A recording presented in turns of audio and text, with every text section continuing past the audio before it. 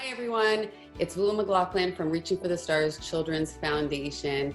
And as you know, we are bringing a special series to you called Consciously Connected and how to deepen our relationship with our kids. Our purpose is to help. We understand that parents are going through a real challenging time right now where they are everything to their kids, where typically we would depend on a village to raise our kids, whether it was taking them to school or after school sports and dance and extended family. But now there's been a lot of pressure on parents to be everything to their kids. So today I'm really excited to talk to someone very special, Dr. Dina Lafoyiannis. And I want to tell you a little bit about Dr. Dina and the insight that she can give us in dealing with what's going on at home, especially the mental health of our children. I know we're all feeling a little bit of anxiety, or maybe a lot of it, and it's being brought onto our kids, or maybe they're just feeling their own stuff inside. So Dr. Lafoyanis is a registered clinical psychologist specializing in child and youth psychology. She has her own private practice here in Toronto and also works for Sick Kids Center for Community Mental Health. Her 12 years of experience with children and youth gives her incredible insight into child development and psychology.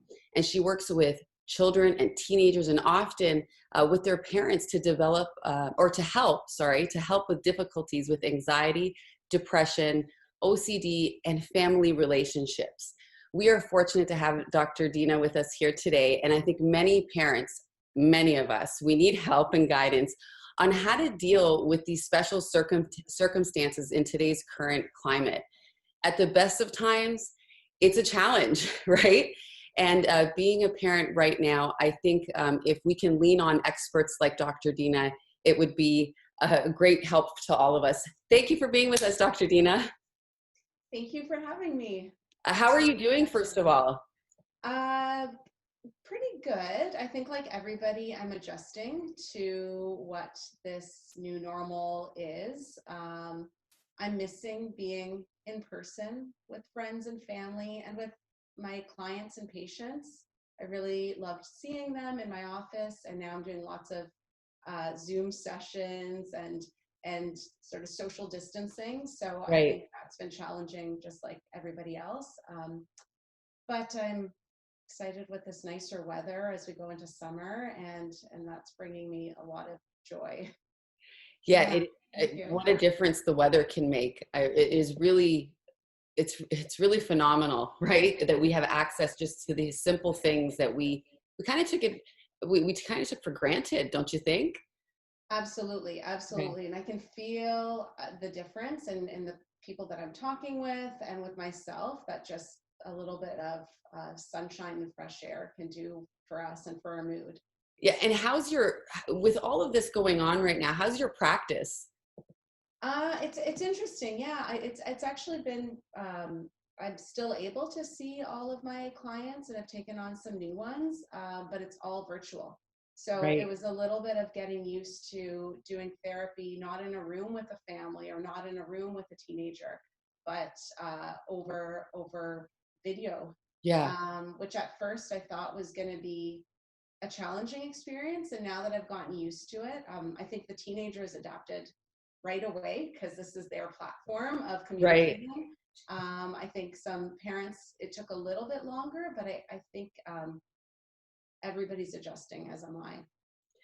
It's kind of weird. I mean, I'll be honest with you, like 2 months into it, it's really difficult to remember what 2 months ago was. Yeah. So I know in our family, we've developed a routine and we've done some things like to keep it as normal. I don't even know what that word means anymore, to be honest with you. But I know that for some others, other parents and families, we've just got the news that, hey, there's no school, there will be no camps, nothing. So this will continue. We're not going to have access to much. With families that are dealing with this and working at home, right? Say young families, like with young children, how do we like keep tabs on the signs? Like kids who are super young, who can't necessarily communicate, that, hey, I'm feeling this, and they can't express it.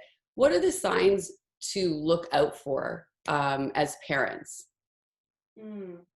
I think first of all, I always say to parents that you're the expert in your child. So I always want to empower them to think of sort of what is your own child's baseline? How do they normally function? And from there, if you're noticing changes, so maybe to be a bit more specific, in younger preschool children, things that you might be looking for that might be changes that are showing that they're not coping as well with this might be things like difficulty separating from you, being quite anxious when you're not around, maybe things that you saw when they were younger that they're not now regressing to. For example, bedwetting, that might be a sign that actually they're more anxious and having more difficulty with this. Bigger things like speech difficulties would be maybe a flag. Changes in appetite, tantrums, things like that would be more overt signs to look for in younger children. I think as children get into that school age, it's a spectrum of some of this is going to be normal and some of it, normal adjustment to a changing, difficult world. And some of it might reflect them needing more help. So, for example, irritability, changes in motivation, really having a hard time getting motivated to do some of their work, or even doing things that they enjoyed. That can be a sign for us. They've lost interest in some of the things that they could have done before. It's hard in a way right now to measure these things because some of those things aren't available. They can't go to dance. So it's not, but if we were noticing, a lack of interest in other things that they did enjoy at home, we might get more concerned, as well as physical signs. So if they're complaining of physical symptoms like headaches or difficulty sleeping, sometimes nightmares, more clingy behaviors in those school-aged children, those could be signs to look for. With our teenagers, Well, before we go go there, ahead. before we go with the teenagers, I do want to go, because we do have, Yeah, different stages. sure. If we are dealing with these things, these changes of behavior, we know that our child is normally not, like this. And how do we help them at that school age? So say, you have a kid who's regressing with certain things or is clingy. What does a parent say or do Mm-hmm. to help? Yeah. I think with most difficulties, I think the first place to start with is validating their emotion. So before we move on to like thinking of a strategy or finding external help, it's really trying to think of what are they experiencing right now, and looking at how they're presenting. And sometimes it means taking a guess. So validating an emotion might be, you're looking really lonely right now. I wonder if that's because you haven't seen your friends in a while. I would understand that that's really, really hard. So sort of sitting with them in the emotion rather than dismissing it, saying it's okay, we're going to move through it. Don't think about We that. tend to Don't do worry that, don't about we? it. It's a hard, I think it's sometimes the way that we've learned to kind of like, let's push through, let's look on the bright side. Or we get scared if we name it, if we name a scary feeling, if we name sadness, if we name anxiety, oh my goodness, maybe my child is going to feel it more. And actually, we know that validating the emotion can be very helpful in that a child feels heard and understand, and then they're going to be open to communicating more. So I think, yeah, go I was ahead. going to say, don't sweep it under the rug. Just sit with them in it and go through it. Literally, like, go through it with them. Yeah. Okay. Because a lot of these responses are really natural. If we're thinking of, they've lost those hours of school where they're interacting socially. They've lost that structure of being in school. They've lost the fun of going to dance classes and other things that they had. So there are real concerns there. And then it's all on the backdrop of COVID-19. So there's, Yeah. concerns about health, illness, financial problems may be happening in a family. So all of those things are going to be anxiety provoking for kids. And I think, the first step of always naming and validating that it's okay that they feel that way. That's great, because I think we forget that. And I think we forget how that feels when someone does it for us as adults, that when someone says, hey, I see you, I know you're going through this, I want to be here for you. We know that feels good. I think we forget that as parents sometimes. And I think it's natural to move to just wanting to fix the problem. I think it comes Right. from a really good place. Like we jump to fixing it. We jump Yeah. to, okay, let's do something instead. And so I think that I always say, really give attention to that first piece of validation. And then you can follow with, communication and talking about what's going on, and then going to more, practical solutions. So with a younger one, and we're going to go into the middle school and then high school. Yeah. Now we talked to them, we validated it. Can we do something? Say they can't really express it, and they're just saying, hey, I'm scared, or things are different, or I miss my friends. Is there something that after we talk to them, can we do something?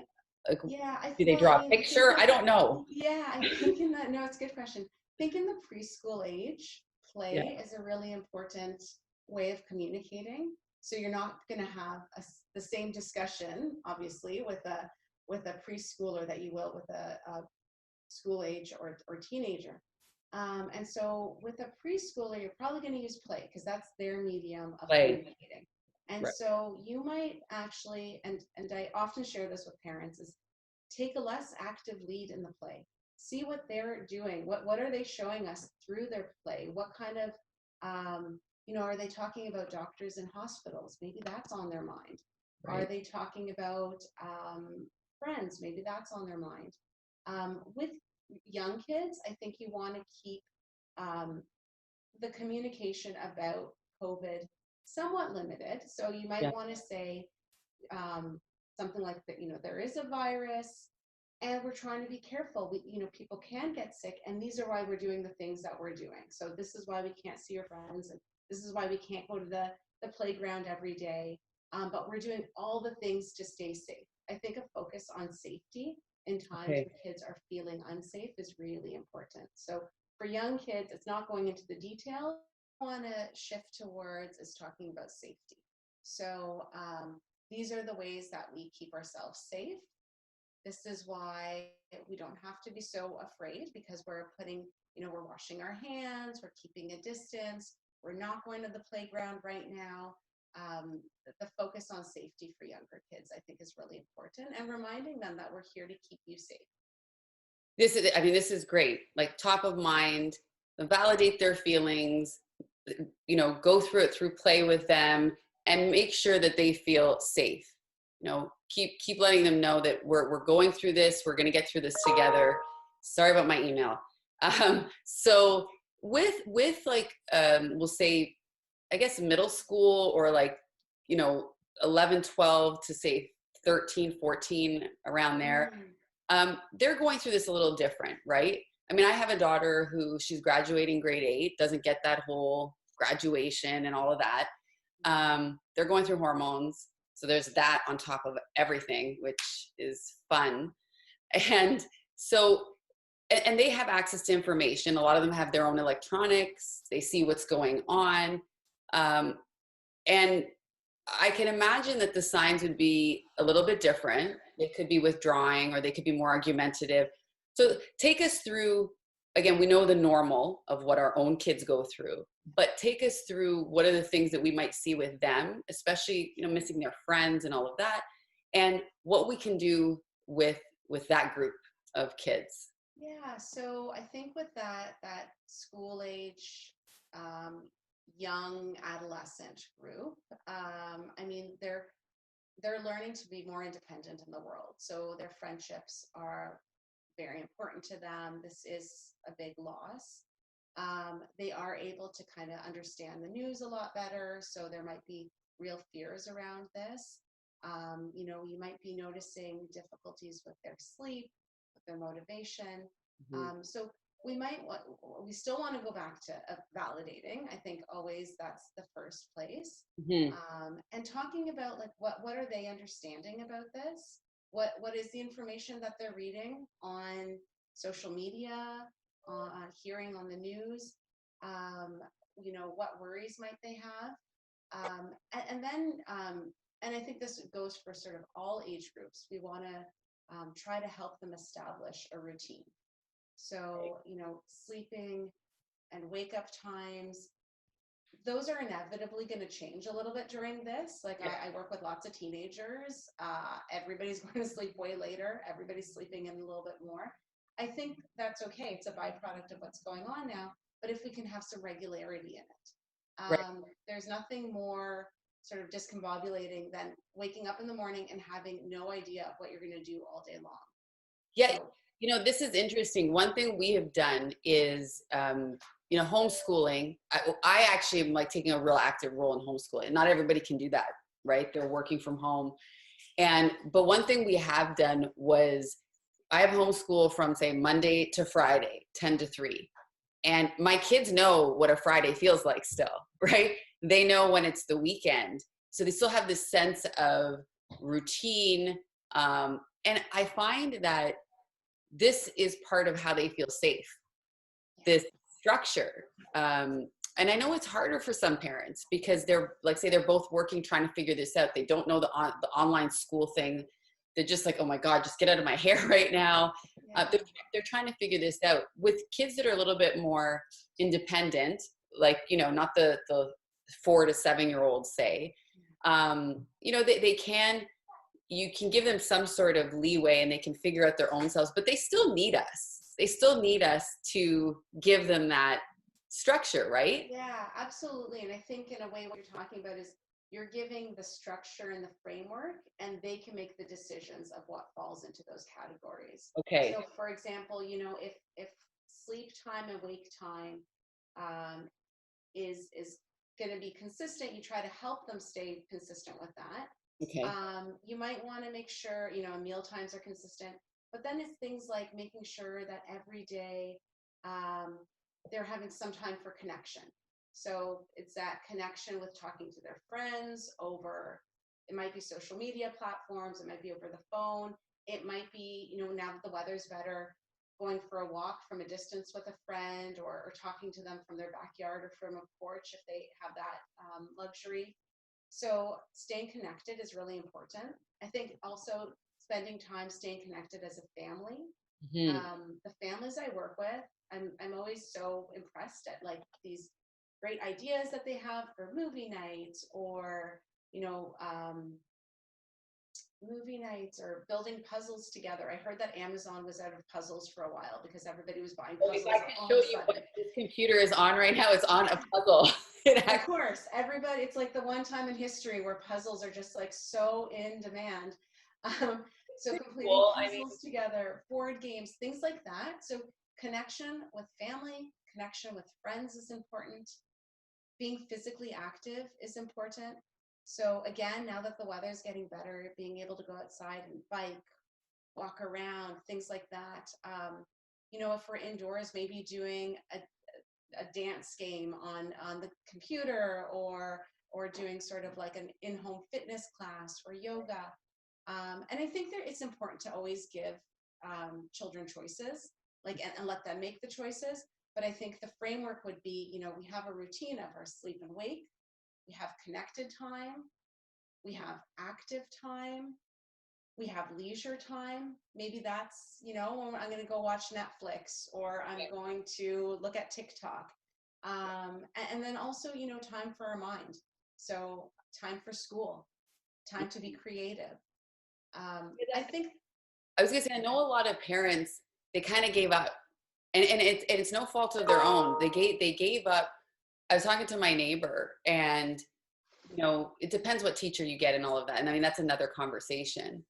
But because they're both working, both parents, and thankfully they still have work and they're both working. But the school thing was just too much. Like, you know what? I can't. I can't do this. I can't do work and them. And I know when he's upstairs, he's looking at some sort of games. So a lot of parents feel like they failed at this. Yeah. And no, it's a really, I think that's, at the beginning you talked about a village, having a village. We've lost the village in some way. So the village used to include school. It used to include walking home with friends and all these different pieces. And we don't have that. So I think it's an unfair and maybe unreasonable expectation for a parent to think they're going to do all the things and do all the things well. that's important. I think that's important for parents to know that. Yeah, I think we have to. I think it's okay to really kind of recognize for ourselves that we can't do everything. Right. You don't need to be the stellar teacher and maybe, as the summer goes on, the camp programmer and, and the arts director and all the rest of it. So it's, I think, finding ways to take those expectations off of ourselves and not feel like we're failing our children in some way because we can't meet all of that. And then maybe leverage what we have. But I think we're also, this is the true connection with our kids. We can't be everything, and we're human and we're going through it too. And I think there's something really powerful to let your kids know, right? That absolutely we're connecting in that way too, that, we're going to get through this together. And there's a lot on mommy and daddy right now, or mommy and daddy, or whatever it is. Totally. And it's okay to be real with them, especially at that age. I think they kind of get it. They can get certain concepts. I know when I speak to my own son, he's like, "You're getting upset with me." I'm like, "Yeah, okay, well, this is why." And I know. I said, "Mommy has to wear these different hats, and it's difficult for mommy too." So we, I guess at certain age levels, they'll, they can get it. But there has been a lot of pressure on all of us to be everything for our kids. So now, in talking about our kids, there's our older kids, right? Mm-hmm. They're more independent. The teenagers, they're ones who are graduating this year, 17 years old. They don't get a graduation. They're missing out on a ton of stuff. They're a lot more connected with their friends in general and in who they are, their identity, and they play such a big part of their life. And they also can think much deeper in what's going on. There's, I think, probably a little bit more fear. It's probably a little bit deeper. They understand the news in a different way. How do we guide our kids who are going through this, the older ones? Yeah. Well, again, I think, starting with that place of validation, in that there's real losses going on right now. I think I work again with lots of students who are in grade 12, and they've been working so hard, and they've been waiting for prom and graduation, and they're even thinking about, am I going to be able to go away to university, or is our residence is going to be closed? So there's a real loss there, and I think it's important to acknowledge that and to recognize how they might be feeling around that.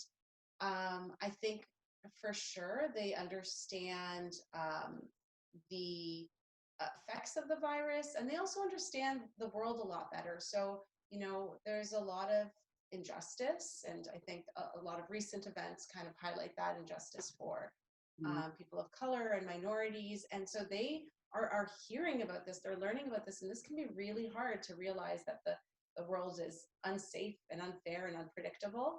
And this is maybe one of the first times in this generation that we felt something so significant. So I think that first piece of validating that this is hard. I think we want to, in some ways, for all kids, monitor a bit of how much media we're consuming. Like if you have the news on 24/7 and it's going on in the background, you might want to examine, do we need that? Because it can be anxiety evoking to kind of constantly be surrounded and hearing that. So we want to take time to talk about it, but maybe not have it always consistently in the background. Yeah. Taking time for breaks is important. Mm-hmm. Giving them opportunities to connect with their friends.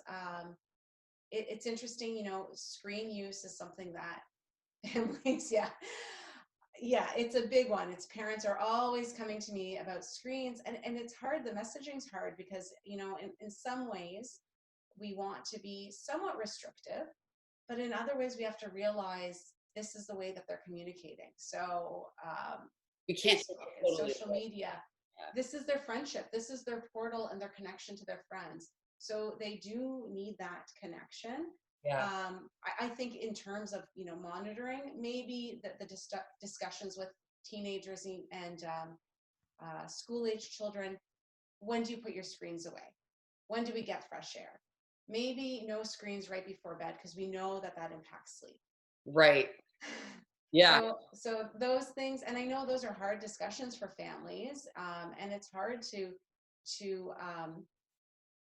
hard to balance sort of the pros and cons of screens. And I think there's no perfect. Well, I think when it becomes, I hate to say this, but the crutch in parenting, where it's like, hey, just go over there, right? Yeah. And we also have to face, like, sometimes we don't want to deal with something, and we have to deal with it, and we become maybe so accustomed to just putting them over there, and not. It's really about being present with them, right? Yeah. And understanding, okay, screen time, like you said, it could be that extra, that part of, you have your leisure, you have your active, you have your mind. You went through that with us, and that screen time could be something special and positive.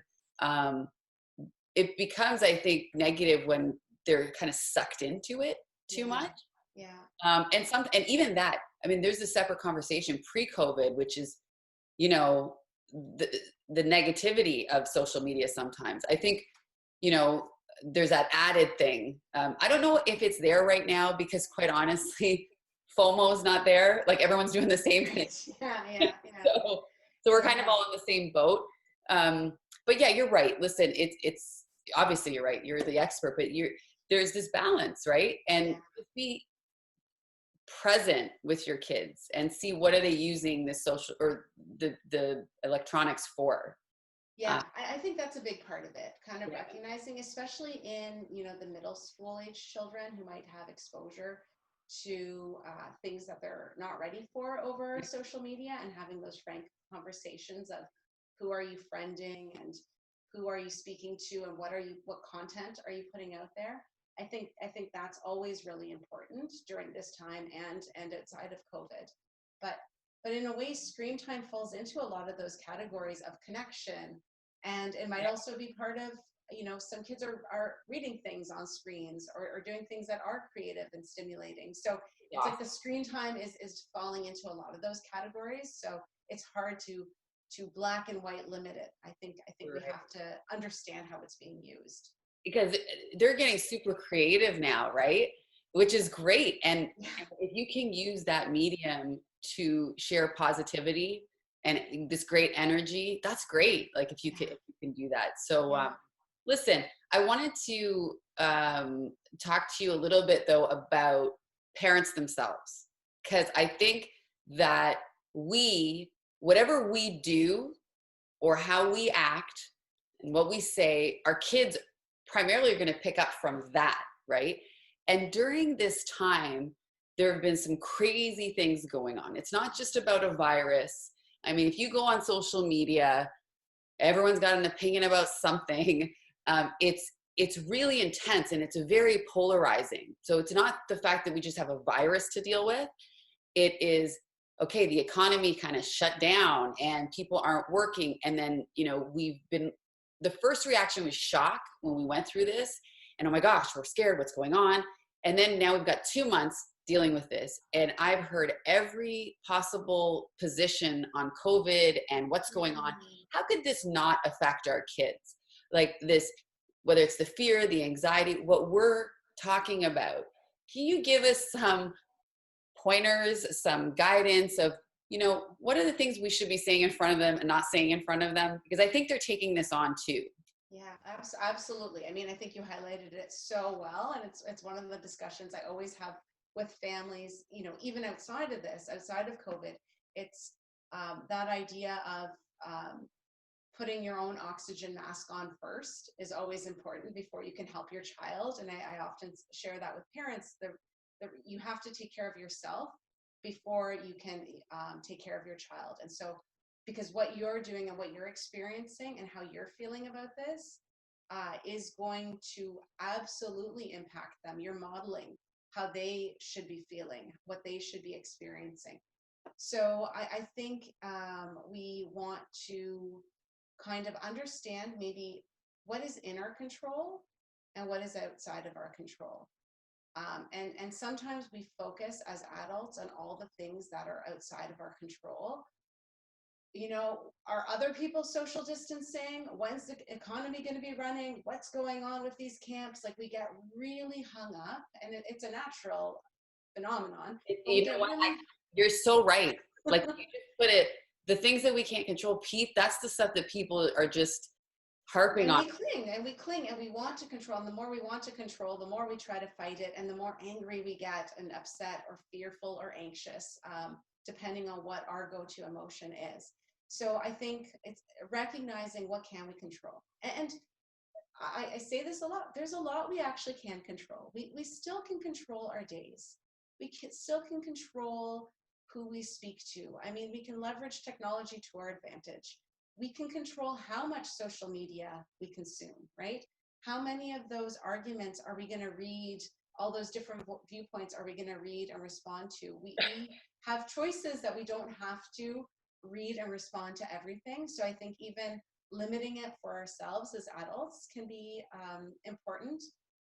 And then our own self-care. So, you know, if you need to take a break, if you need to go for a walk, if you need to do some mindfulness or meditation, yoga, you know, things that keep you grounded. And I know it's really hard to have those me times, especially, you know, there's single parents, parents with multiple children at home, parents that are working. It's really hard to carve out some time, but it's important to model it. So to say, you know, let's all take a break right now. Let's all do something that fills us and makes us feel good. Yes, like, all right, everybody, break. Yeah. I think it's really important. Definitely. I know that it's helped us, where I have my own time. I need it, whether I go outside, I exercise, do what I need to do. Yeah. The kids have their time. You know, we see the balance in that. And, you know, you get kind of annoyed after a while around each other. This is the truth, right? We're all individuals, and we got to respect that our kids are too. They need their own space as well. So, Dr. Dina, I want to talk to you about, you've really given some great advice. I do want to talk about the stigma in all of this, in certain cultures, and not specific, I'm not going to name them, but in general, when we think about mental health, even though we are in a time and age where we're so emotionally evolved, much more than, you know, 20 years ago, 30 years ago, there's still a stigma as if mental health is something separate. And, you know, really mental health is like going to the doctor for a cold or an ailment, or something is broken or it's hurt. It's the same thing about the mind. And we, you know, it's really important that parents, people in general, know that, you know, taking care of our mind is of the utmost importance. Yeah, absolutely. And I think sometimes we hear mental health, or I think the public hears mental health and they think of, you know, what's going wrong? Is this something that the family's done wrong? Is this something, an affliction that you have that you'll have for life? And I think mental health is on a spectrum. We do lots of things that increase our mental health, and we have a lot of times that our mental health, it goes up and down. It's not like a fixed state. Right. So of course, you know, right now with COVID, we're all experiencing different challenges in our mental health. And it doesn't necessarily mean we all have to go out and maybe get professional help. I think there's levels that we always should access. So, you know, the first level is talking about it. How are you feeling? How am I feeling? You know, making those connections with our children. Talking to friends and being open, talking to other parents and going, oh my gosh, trying to be a teacher and a camp counselor and a parent right now is really, really hard. Is it hard for you too? And you know, getting that feedback, I think that's really important, the openness. And that involves vulnerability, being vulnerable enough to share with others what we're experiencing.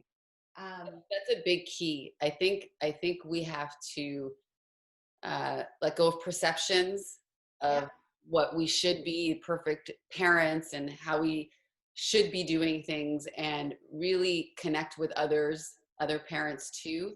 And I know I have, and we're just like trying to get through this. And we do it in our different ways. We all have, different situations.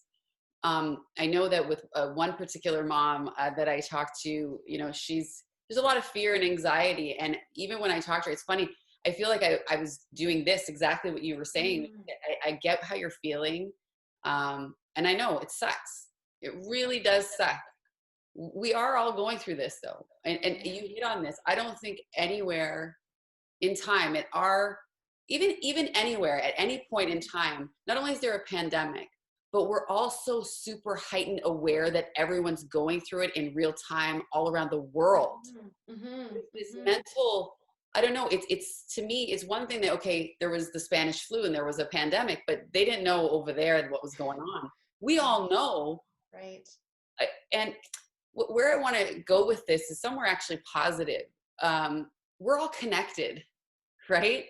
And even through this time, when you're talking about like go for a walk with your kids, go around the block. I know there's a lot of time, but there's a silver lining here where we can actually be very present and connect with our kids on a much deeper level than ever before. And unfortunately, for some people, it's been forced on them, Yeah. but that's not a bad thing. Maybe we can take this opportunity to actually not just, okay, cope and manage through it, but persevere through it and develop deeper relationships with our kids.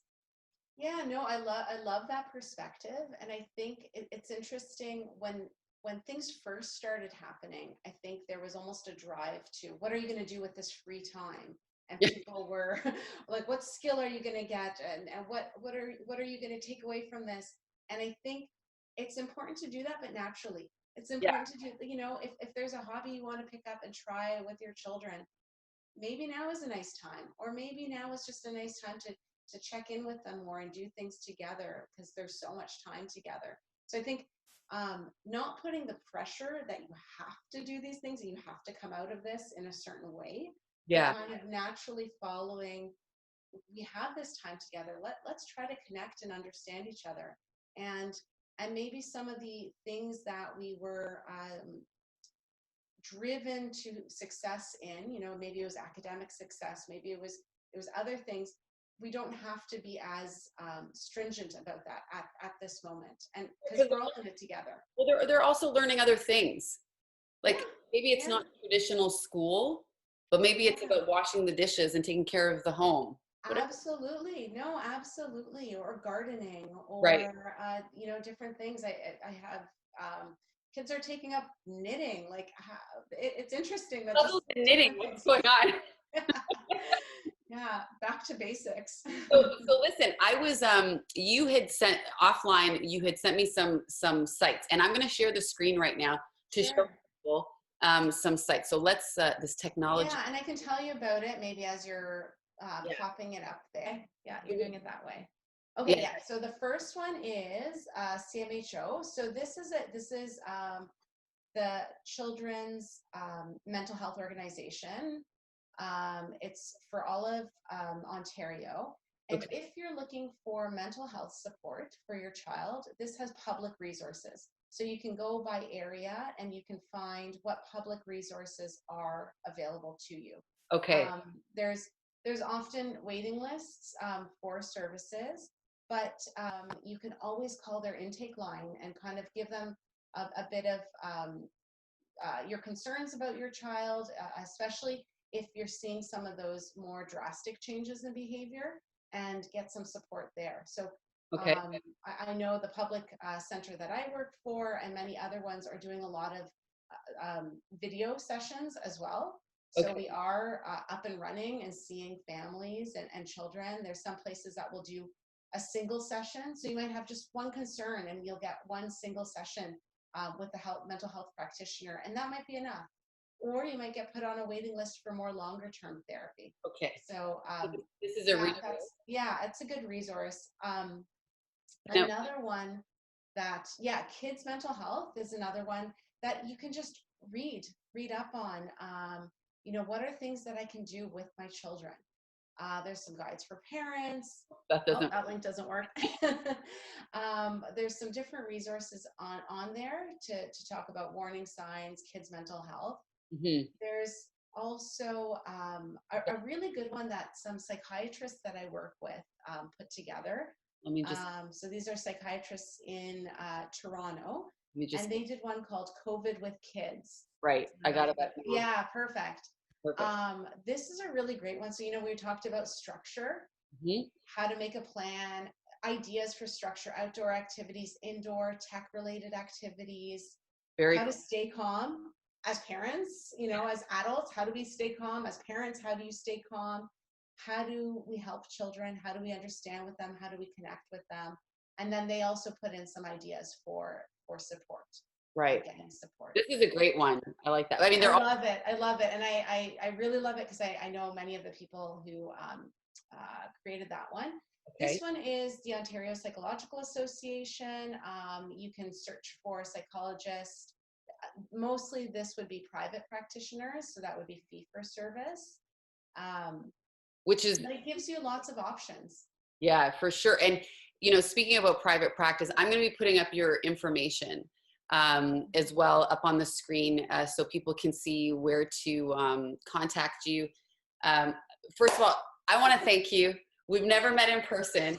And this has really been eye-opening for me. I really got a lot out of it. I think keeping it simple and the advice that you give reminds us of, the important things and how to get through this together. I thank you so much for joining us. They say that you don't get, a book or a handbook when you raise kids, right? We're going to make mistakes, but you're pretty close to it. I mean, you're a great resource for us because you see children, and we have our 1 or 2 kids or 3 or whatever, but you've seen so many kids, and you allow us to feel that it's okay. We're going through this. This is normal. Some of the stuff that's going on. So I thank you for that. I appreciate you. And your experience has given us some great guidance here. So thank you. Oh, thank you so much. It was really nice talking to you. And I do like to empower parents that you really do know your child. That's why there is no one size fits all guideline or book. That would be really easy. But I think, there's ways that as we understand ourselves, and as we take the time to understand kids and what they're experiencing, we can absolutely support them through this and through other struggles. Well, you're part of our village. And it's important that I love that. Yeah, it's important that we know that there is help out there. Absolutely. So I want to thank you, and I want to let everyone know that we're all trying to figure this out. And I hope you found this informative. And like I said, we'll have all the information for Dr. Dina and all the websites that she has recommended. So thanks so much for being with us, and we will talk to you all very soon. Bye.